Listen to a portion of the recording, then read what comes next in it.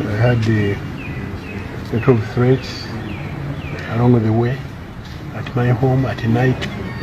Njempanisa abasirikale basula wano ku mulyango emiryango ewange nga naye baka mu nnyumba. Ennaku zonna obadde ng'osala? Kijja kukikubuulira.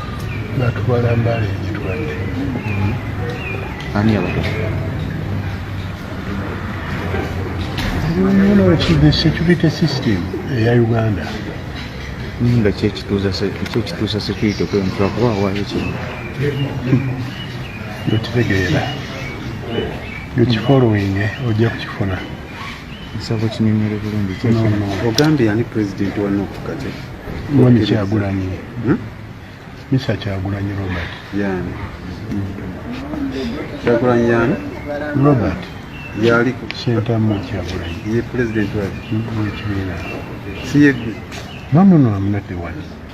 Okujja ku courting ne bekyusizza musala yaayo. Otherwise I handed over properly. So I have no claim over that party.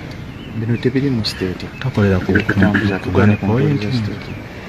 Ngoyogeranga polisi yego butumanyi. Nyoboera gwe okola otya? Nyoboera gwe okola otya? Ngolinga tisiwa. Okola otya? Nyoboera gwe ng'oli mu ngatto zawe muno mu nnyambadde. How would you handle that? What's feeling otya? Kitegeeza kyokola tokyagala. Beyond record. Please, I want to walk in town tomorrow. I don't want to get me in any way. I want to walk tomorrow to town. I want to be a free man. You are putting me in conflict with the state. I'm not in that category.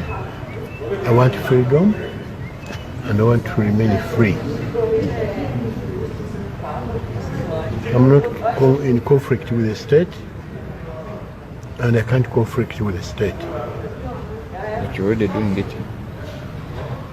No, but now I'm here, I'm a free man. Probably I should go in the bar, you should understand that I'm a free man. Are they not taking you back to Mbale? If you're free. But I'm free. Will they not take you back to Mbale? Or will they not You'll question be you? informed, I don't know. You'll be informed. How shall we be informed? Amulega fuluma, nsiri kiyenje.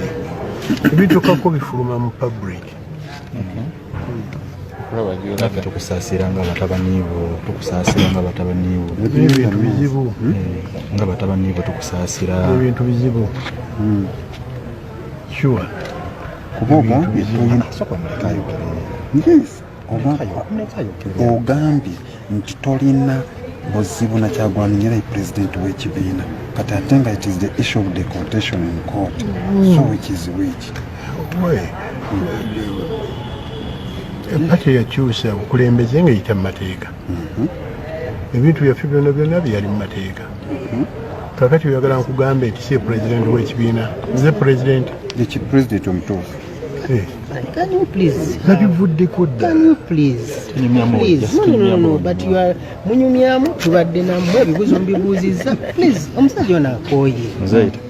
Mbadde nsaba. Mr. Kibalama. Please, mbadde nsaba. Wuno omusajja wo. Mbadde nsaba. Gwana webala. Abaami bano baleke jankutwala nze osobola okutwala gyeri. Bale tweyanziza nnyo. Tugende mu bbaara kati.